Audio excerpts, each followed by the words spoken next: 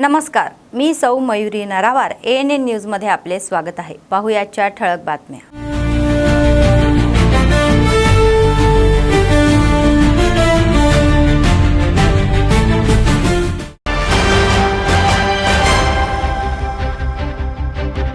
निवडणूक आयोगांकडून 3 नगरपालिकांमधील निवडणुकांना हिरवा झेंडा। इब्राहीमपट्टणम, कैंतलपल्ली, खानापूर येथे 4 एप्रिल रोजी निवडणुका।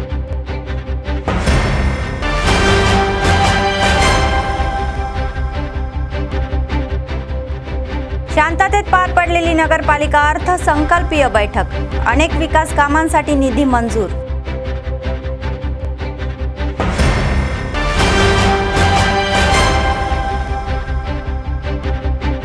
राज्य देवस्थान आयुक्तांनी बासरा मंदिराला भेट। हनुमंतराव यांनी मुख्यमंत्र्यांच्या दौऱ्याच्या व्यवस्थेचा आढावा।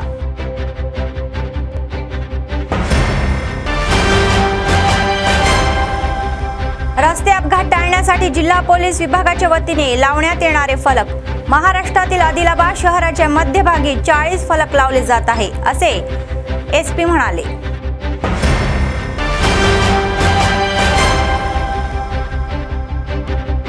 आदिलाबाद जिल्ह्यात सोसाट्याच्या वाऱ्याने हाहाकार मजवला। अनेक तालुक्यांमधील पिकाचे नुकसान।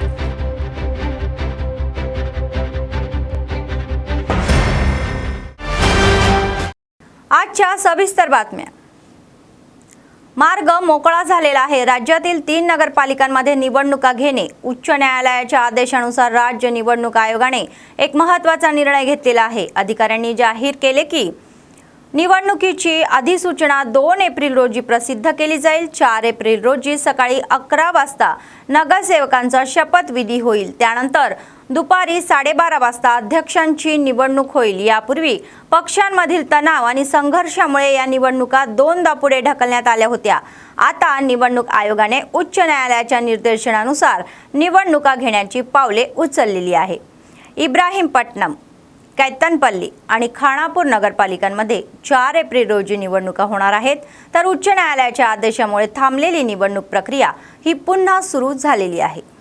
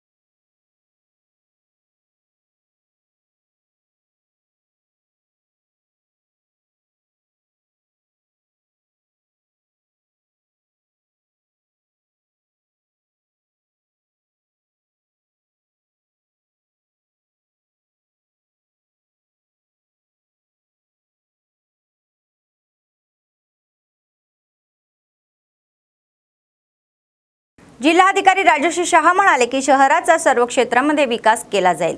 मंगळवारी त्यांनी नगरपालिकेच्या अध्यक्षा भंडारी अनुषा यांच्यासोबत स्थानिक नगरपालिका कार्यालयामध्ये 2026 ते 27 या आर्थिक वर्षाची वार्षिक अर्थसंकल्पीय बैठक घेतली। या बैठकीमध्ये आगामी आर्थिक वर्षातील महसूल आणि खर्चावर सविस्तर चर्चा करण्यात आली आणि अंदाजित महसूल व खर्चासाठी परिषदेच्या मंजुराने एकूण 1057.97 कोटी रुपयांचा प्रस्ताव मांडण्यात आला। नगरपालिकेने आपले महसुलाचे स्त्रोत वाढवावे आणि अनावश्यक खर्च कमी करावा, असे जिल्हाधिकाऱ्यांनी सुचवले। स्वच्छता, ताज्या पाण्याचा पुरवठा आणि पथदिव्यांची देखभाल यासारख्या पायाभूत सुविधांना नगरपालिका सर्वोच्च प्राधान्य देत असल्याचेही सांगण्यात आले।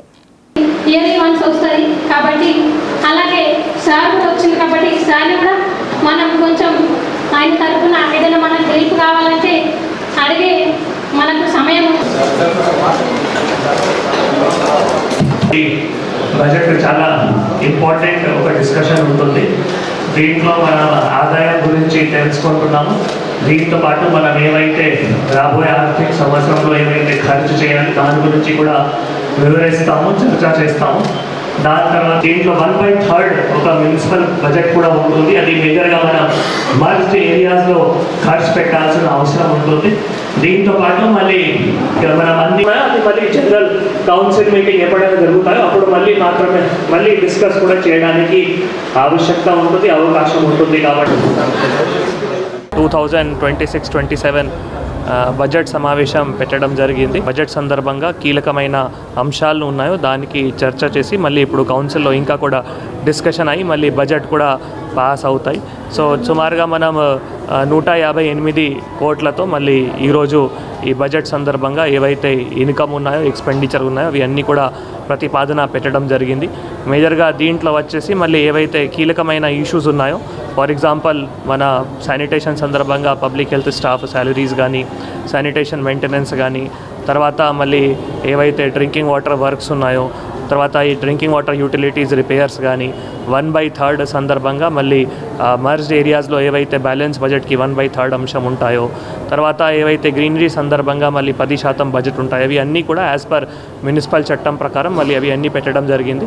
సో ఇవన్నీ కూడా ప్రజలకి చాలా ఉపయోగకరమైన ఏవైతే ఇష్యూస్ ఉన్నాయో దీంతోనే మళ్ళీ ఫస్ట్ మనం ఈ ప్రజాపాలన ప్రగతి ప్రణాళికలో drinking water, sanitation, street lights అంటే ఈ 3 పనులు మేజర్గా మళ్ళీ మున్సిపాలిటీ ద్వారా చక్కగా అయితే చాలా వరకు ఒక మంచి మనం సర్వీసెస్ కూడా ఇస్తున్నాం. బడ్జెట్ సమావేశం ఏర్పాటు చేయడం జరిగింది. మనకి మున్సిపాలిటీకి సంబంధించిన బడ్జెట్ ఎంత వస్తుంది, మనకి ఎంత ఖర్చు అవుతుంది, మనకి ఎంత ఆదాయం వస్తుంది, దాని మీద ఎక్స్ప్లెనేషన్ ఇవ్వడం జరిగింది. అలాగే వాటర్ సమస్య, ఈ వాటర్ సమస్య అనేది మనకు నిర్మల్ నుంచి మిషన్ భగీరథ వాళ్ళు అక్కడ నుండి ఆపివేయడం జరిగింది. మేము ఒక చిన్న ఆలోచన ఏంటంటే మాకు వచ్చిన ఆలోచన దగ్గర మన ఆదిలాబాద్ పట్టణంలో 40 నుంచి 45 వాటర్ ట్యాంక్స్ ఉన్నాయి. చిన్నవి కావచ్చు, పెద్దవి కావచ్చు, టోటల్గా అన్నీ కలిపితే 40 నుంచి 45. అయితే మా దీనికి సొల్యూషన్ ఏమంటే ఎక్కడైతే ట్యాంక్స్ ఉన్నాయో వాటర్ ట్యాంక్స్ అక్కడనే మనం బోర్ వేసుకుంటే అనుమతులు ఎలాగో మేము ఇస్తాం కాబట్టి అక్కడనే బోర్ వేసుకుంటే ఈ వాటర్ సమస్య కనీసం తాగడానికైనా దొరికే అవకాశం ఉందని నాకు బడ్జెట్ వచ్చేసి మొత్తం అంచనా వ్యయము 15,756.40 వచ్చింది. అయితే మనకిప్పుడు ట్యాక్స్ వసూలు దగ్గర చాలా ఇబ్బంది అవుతుంది. మనం అనుకున్న దానికంటే చాలా అంటే చాలా తక్కువ లోతుగా మనకు ట్యాక్స్ వసూలు అవుతుంది. దీని మీద प्रत्येक दृष्टी పెట్టినాం. राज्य धर्मदाय विभागाचे आयुक्त हनुमंतराव म्हणाले की बासरा क्षेत्राचा विकास एक आध्यात्मिक आनंद केंद्रामध्ये केला जाईल. राज्याचे मुख्यमंत्री रेवंत रेड्डी 6 एप्रिल रोजी बासरा मंदिरात येणार असल्याने त्यांनी जिल्हाधिकारी अभिलाषा अभिनव यांच्यासोबत मुख्यमंत्र्यांच्या दौऱ्याच्या तयारीचा आढावा घेतला. सर्वप्रथम त्यांनी ज्या ठिकाणी विविध बांधकामे केली जाणार आहे त्या भागांची पाहणी केली. त्यानंतर त्यांनी मंदिर परिसरामध्ये विविध बांधकामाच्या जिथे पायभरणी केली जाईल त्या जागा पाहिल्या. नंतर त्यांनी मंदिरात मुख्यमंत्र्यांकडून केल्या जाणाऱ्या पूजांच्या या तपशिलावर चर्चा केली.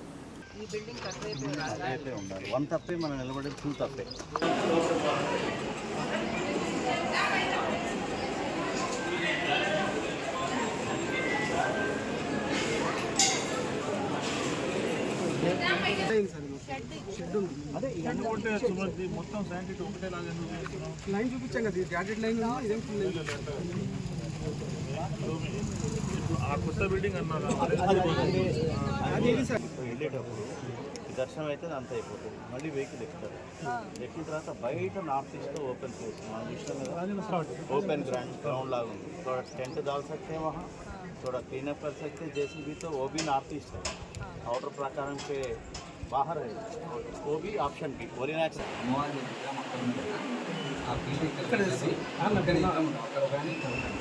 యూత్ కానీ అమ్మవారు ఇద్దరే ఉంటారు. వింటే లోపల అక్కడ ఉండండి,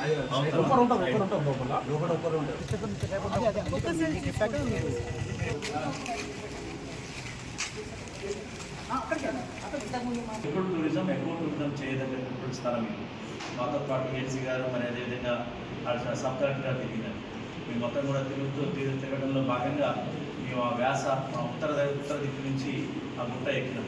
వ్యాస గోడంలో భాగంగా స్టెప్స్ ఉన్నాయి ఆల్రెడీ. నార్త్ నుంచి మొదలు పెడితే వెస్ట్కి, వెస్ట్ నుంచి సౌత్ కూడా.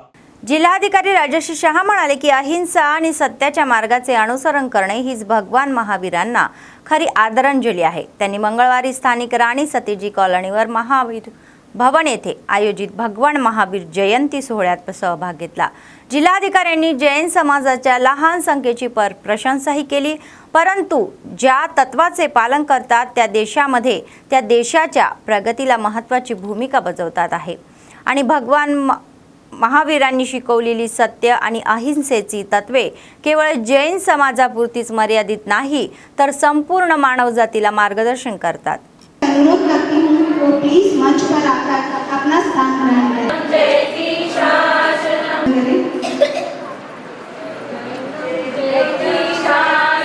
ग्रहण करना चाहूंगी श्री ऋषभ जी कामदार जो सचिव हैं कि आज हमारे इस महावीर जयंती को मनाने हमारी राजश्री जी शाह हमारे साथ मौजूद है, तो मैं श्री शम से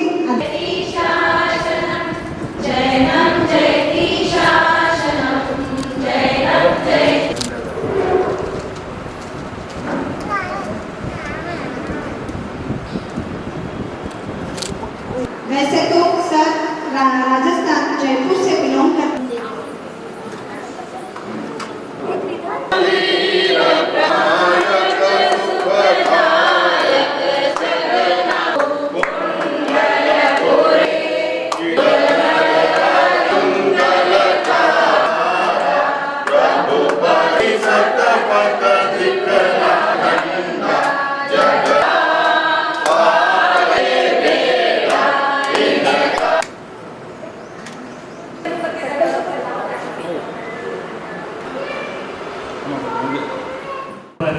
जैन समाज है, छोटा ही समाज है पर एक समाज है, और समाज जो जैन अपने सूत्र हैं जो अभी आपने मुझे बताया था, ट्रुथ एंड नॉन वायलेंस, भगवान महावीर ने 24 दिसंबर के साथ एक नया ही बेसिकल रिलीजन का एक दिशा दिखाया था, और ये सिर्फ जैन समाज को नहीं पूरे भारत देश को एक अच्छा दिशा दिखाया गया था।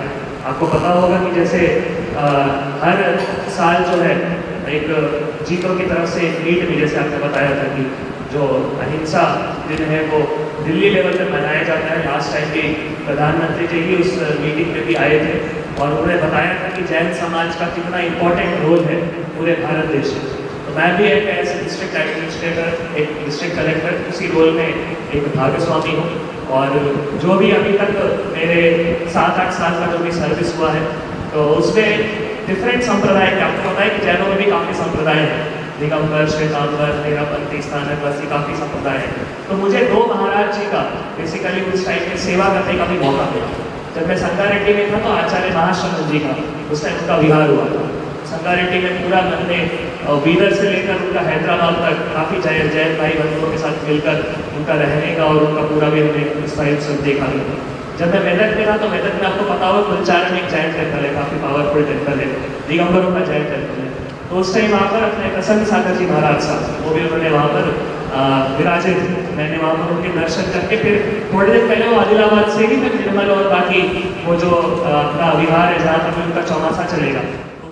आदिलाबाद जिल्ह्याचे एसपी अखिल महाजन म्हणाले की जिल्ह्यातील अपघातांची संख्या ही कमी करण्यासाठी जिल्हा पोलीस प्रशासन नवीन धोरणे अवलंबत आहे। ते म्हणाले की अपघात टाळण्यासाठी आदिलाबाद महाराष्ट्र महामार्गाच्या मध्यभागी 40 फलक लावले जात आहे आणि त्यांनी मंगळवारी तामसी मंडळातील पोन्नारी गावात लावलेल्या फलकाचे उद्घाटन केले। ते म्हणाले की वाहन चालकांना मोऱ्या, चौक, पूल आणि धोकादायक वळणावर माहिती समजण्यास सोपे जावे यासाठी जिल्हा पोलीस विभागाच्या वतीने ते फलक लावले जात आहे।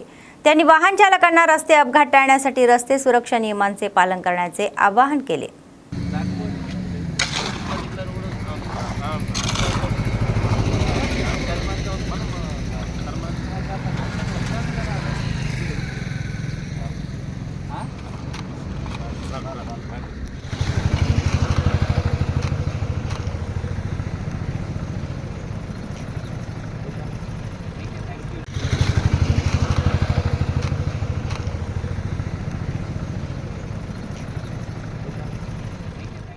जिल्हाधिकारी राजश्री शाह म्हणाले की राज्य सरकारने हाती घेतलेली महालक्ष्मी योजना महिलांच्या आर्थिक विकासामध्ये आणि सक्षमीकरणामध्ये महत्त्वाची भूमिका बजावते।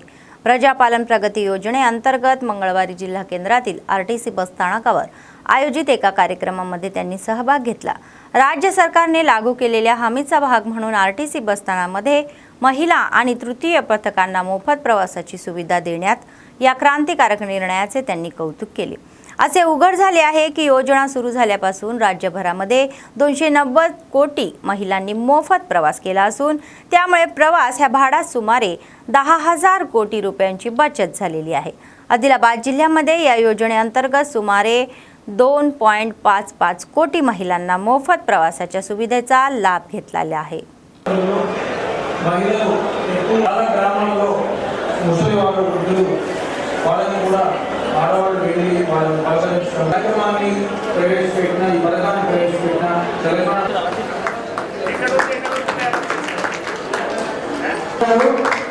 ఆదిలాబాద్ ప్రయాణం చేస్తా ఉన్నారు, వారు కూడా రావచ్చు।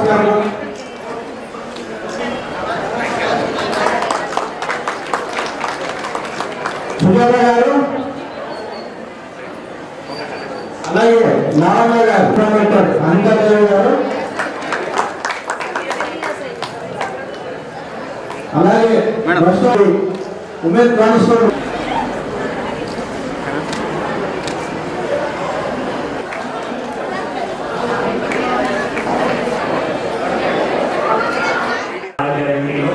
మొదటి గ్యారంటీ మహాలక్ష్మి పథకం మహిళలకి మరియు ట్రాన్స్జెండర్స్కి థర్డ్ జెండర్కి ఉచిత బస్సు ప్రయాణం ఏవైతే పథకం మరి 9 డిసెంబర్ 2023లో ప్రారంభించారు। దానికి మరి ఈరోజు అంటే నిన్నటి వరకు చూస్తే ఈరోజు వరకు చూస్తే మరి రాష్ట్రంలో మొత్తంగా ఇప్పటి వరకు 230 కోట్లు మహిళలు ఉచితంగా ప్రయాణం చేస్తూ మళ్ళీ దానికి 10,000 కోట్లు కూడా సబ్సిడీ అంటే మహిళలకి ఉచితంగా 10,000 కోట్లు చొప్పున ఉచితంగా కూడా వారు ప్రయాణం చేశారు। కాబట్టి దానికి ఈరోజు మనం ఆదిలాబాద్ జిల్లా డిపోలో ఒక పండుగ వాతావరణంలో ఈ కార్యక్రమం జరుపుకుంటున్నాం। సో నిన్ననే నైట్ మాకు స్టేట్ నుంచి ఇన్స్ట్రక్షన్స్ రావడం జరిగింది। దానికి వెంటనే మళ్ళీ డిఎం గారు, డిఆర్డీఓ గారు, అడ్డీడబ్ల్యూ గారు, పీడీ గారు, డిప్యూటీ ఆర్ఎం గారు వీళ్ళందరూ కలిసి ఎలక్ట్రానిక్ మీడియా అందరూ కలిసి కూడా ఈరోజు కార్యక్రమం జరుపుకుంటున్నాం। సో మహిళలందరికీ కూడా నా తరఫు నుంచి హృదయపూర్వకంగా శుభాకాంక్షలు తెలియజేస్తున్నాం। ఎందుకంటే ఇప్పుడు చాలా వినూత్నంగా ఒక స్కీమ్ మన రాష్ట్ర ప్రభుత్వం తీసుకొని రావడం జరిగింది। మహిళలు అన్ని రంగాల్లో ముందుకు వెళ్ళాలి, మహిళలతో పాటు ట్రాన్స్జెండర్స్ కూడా అన్ని రంగాల్లో ముందుకు వెళ్ళాలి। దీంతో ఉద్దేశం ఏముంటుంది అంటే మహిళలు మరి అన్ని రంగాల్లో ముందుకు వెళ్ళి మరి వారి చేతిలో డబ్బులు మిగిలినైతే వారి కుటుంబాన్ని బాగా చూసుకోగలుగుతారు। సో ముఖ్యంగా మన ఆదిలాబాద్ జిల్లాలో కూడా చూస్తే ఆదిలాబాద్ డిపోలో 2.55 కోట్లు సుమారుగా 2.5 crores మహిళలు ఉచిత ప్రయాణం చేశారు। కొన్నూరు డిపోలో చూస్తే 80 లక్షల మంది కూడా గత 2 సంవత్సరాల పైన ఉచిత ప్రయాణం చేశారు। మన దగ్గర చూస్తే మరి 106 crores 106 కోట్లు ఆదిలాబాద్ జిల్లాలో సబ్సిడీ రూపంలో అంటే మహిళలకి ఎక్కడైనా ఖర్చు లేకుండా 106 crores మహిళలు సేవ్ చేశారు। కొత్తూరు డిపోలో చూస్తే మళ్ళీ 28 కోట్లు అంటే మన దగ్గర చూస్తే సుమారుగా 150 కోట్లు మన ఆదిలాబాద్ జిల్లాలోనే మహిళలు మరి సేవ్ చేయడం జరిగింది। आदिलाबाद जिल्ह्याचे एसपी अखिल महाजन म्हणाले की जिल्ह्यामध्ये महिलांच्या सुरक्षतेसाठी आणि संरक्षणाची उपाययोजना जोमाने बसवली जात आहे, तर जिल्हा पोलीस प्रशासन महिलांच्या संरक्षणाला सर्वोच्च प्राधान्य देते। बाजारात नूर पोलीस ठाण्याला भेट देऊन त्यांनी महिला कॉन्स्टेबलच्या हस्ते रिबन कापून महिला पोलीस कर्मचाऱ्यांना दैनंदिन गरजेसाठी खास बांधलेल्या नवीन खोलीचे उद्घाटन केले। ते म्हणाले की महिलांच्या संरक्षणासाठी शी टीम 24 तास उपलब्ध असून संरक्षणात्मक उपाययोजना करत आहे। त्यांनी सुचवले की VPO प्रणाली लागू करून माहिती यंत्रणा मजबूत करून गाव पातळीवर होणाऱ्या प्रत्येक सामाजिक विघातक कृत्यावर संपूर्ण पाळण ठेवली पाहिजे।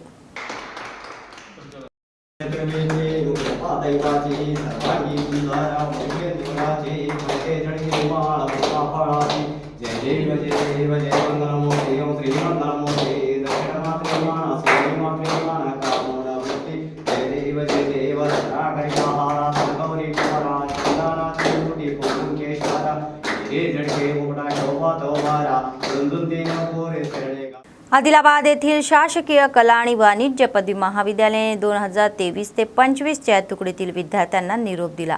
मंगळवारी महाविद्यालयामध्ये या आयोजित निरोप समारंभामध्ये उत्साह पार पडला। या प्रसंगी विद्यार्थ्यांनी डीजे चित्रपटातील गाणे, नृत्य विद्यार्थींसही हा डीजेवर डान्सही केले. महाविद्यालयाचे प्राध्यापकही टाळ्या वाजवून विद्यार्थ्यांसोबत पुढे रसले.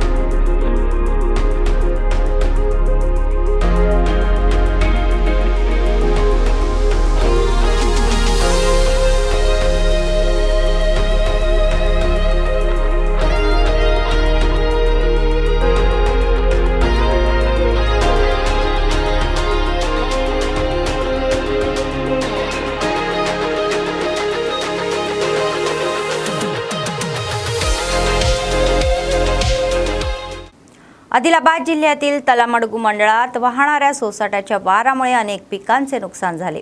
शेकडो एकरामधील ज्वारी आणि मका पूर्णपणे उद्ध्वस्त झाले. शेतकऱ्यांनी अशी मागणी केली की प्रशासनाने नुकसान झालेल्या पिकांवर तातडीने कारवाई करावी आणि पाहणी करावी आणि नुकसान भरपाई द्यावी.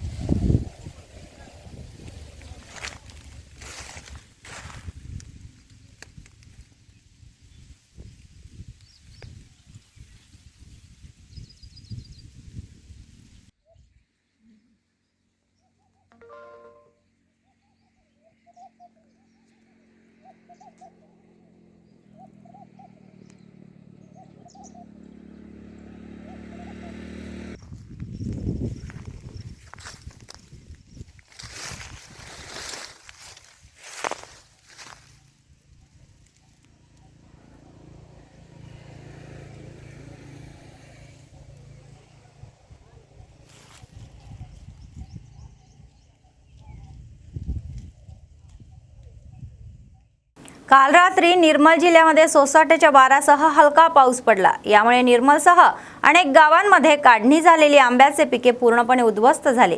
मका आणि तिळाच्या पिकासही नुकसान झाले. तर या पावसामुळे डोळ्यातील वाळलेली हळदीची ही डोहे उसकून गेली, ज्यामुळे ज्या शेतकऱ्यांचे पीक वाया गेले आहे ते सरकारकडे मदतीची याचना करत आहे.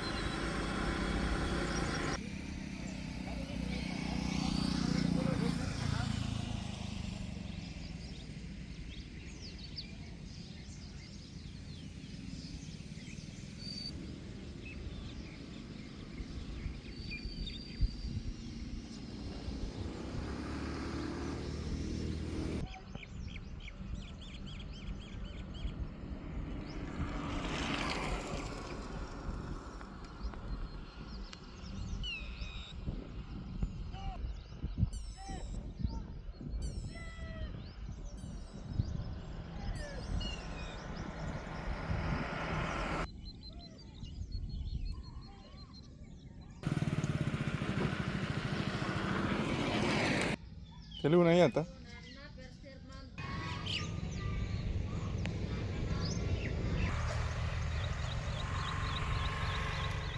विश्रांती घेत असताना आंजनेय स्वामीचे दर्शन घेण्यासाठी एक 70 वर्षीय जोडपे कोंडगट्टच्या या पायी प्रवासाला निघाले। एकदा दोनदा नव्हे तर तब्बल 19व्या वंदे या पायी जात आहे। लक्ष्मणचंद मंडळातील परपेली गावातील 70 वर्षीय आजोबा कटकम लक्ष्मय्या यांनी सांगितले की त्यांचे आजोबाही अनेकदा आजारी पडत असतात आणि प्रकृती सुधारल्यावर ते आंजनेय स्वामीपर्यंत पायी प्रवास करतात। या आक्षेप्रमाणे वयाच्या या 19व्या वर्षापासून या गावापासून इथपर्यंत प्रवास असल्याने त्यांनी सांगितले। ते म्हणाले की सुरुवातीला कुटुंबातील सदस्यांसोबत केला जाणारा हा प्रवास पायी प्रवास आता स्वामी आणि सामान्य भक्तांसह 150 लोकांसोबत केला जात आहे।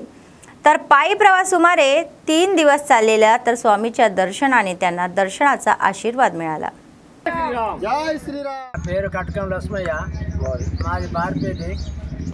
నేను 19 సంవత్సరాల నుంచి పాదయాత్ర చేస్తున్నాను। నాకు పానం ఆరోగ్యంగా లేకపోతే పాదయాత్ర చేస్తున్నాను। ఇప్పుడు పానము ఆరోగ్యంగా ఉన్నది। నాతోటి 150 మంది పాదయాత్ర చేస్తున్నారు।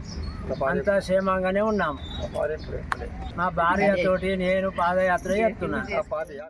आसिफाबाद जिल्ह्यातील काँग्रेस पक्षाच्या नगरसेवकांनी आसिफाबाद नगरपालिकेच्या सर्वसाधारण सभेवर बहिष्कार टाकला। सत्ताधारी पक्षाच्या नगरसेवकांना मान दिला जात नाही असे म्हणत त्यांनी बसून निषेध नोंदवला। ते संपूर्ण अर्थसंकल्पीय सभेवर बहिष्कार टाकत असल्याचे त्यांनी सांगितले। अच्छा इंकोटी ఇప్పుడు అది చిన్నగా ఉన్నది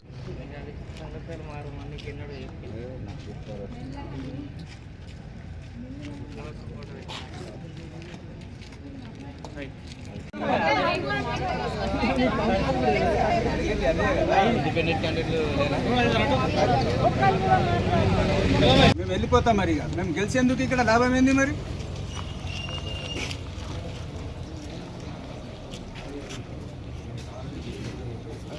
అచ్చా ఇంకోటి ఇప్పుడు అది చిన్నగా ఉన్నది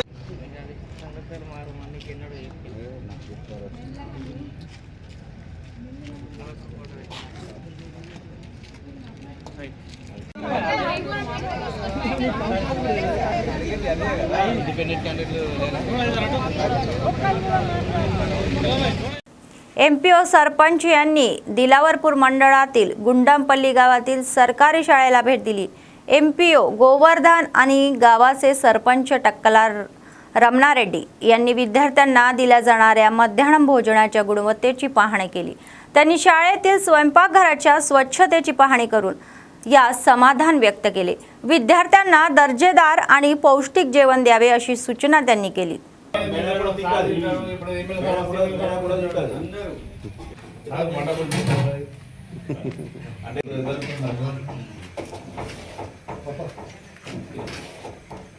మంచిగా పప్పు కూర కోడిగుడ్లు పెడుతుందా వారానికి 3 సార్లు సార్ వారానికి 3 సార్లు మంచి పప్పు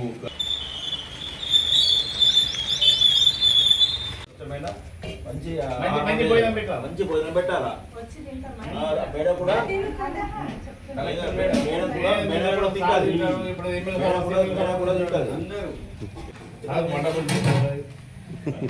అంటే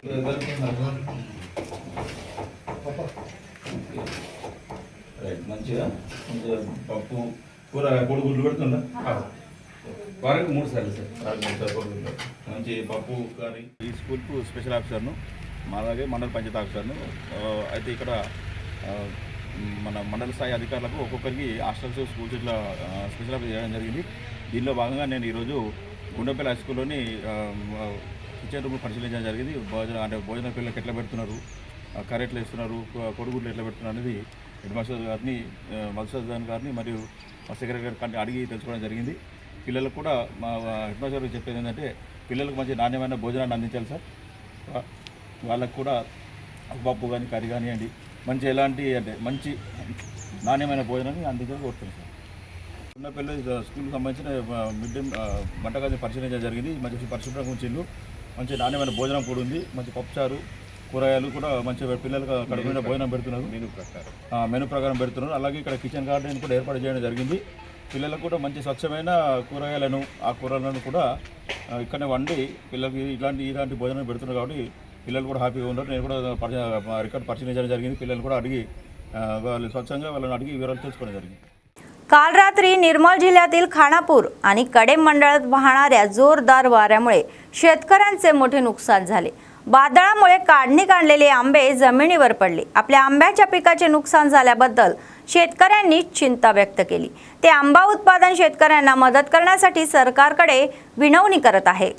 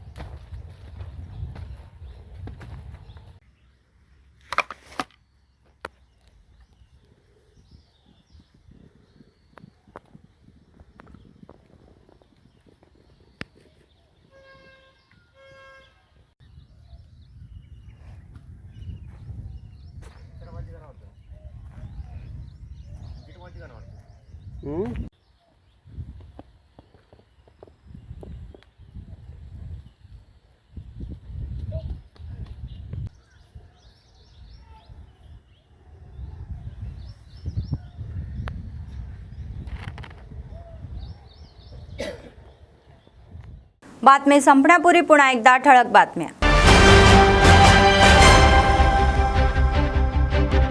निवडणूक आयोगांकडून 3 नगरपालिकांमधील निवडणुकांना हिरवा झेंडा. इब्राहिम पटणन, कैंतलपल्ली, खानापूर येथे 4 एप्रिल रोजी निवडणुका.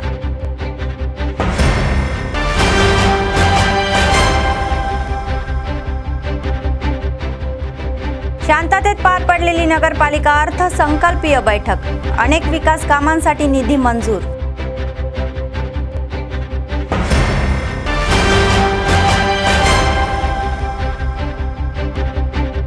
राज्य देवस्थान आयुक्तांनी बासरा मंदिराला भेट. हनुमंतराव यांनी मुख्यमंत्र्यांच्या दौऱ्याच्या व्यवस्थेचा आढावा.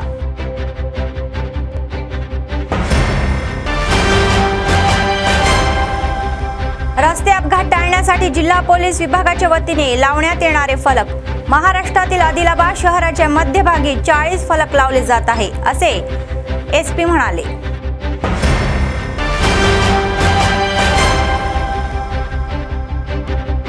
आदिलाबाद जिल्ह्यात सोसाट्याच्या वाऱ्याने हाहाकार मजवला. अनेक तालुक्यांमधील पिकाचे नुकसान.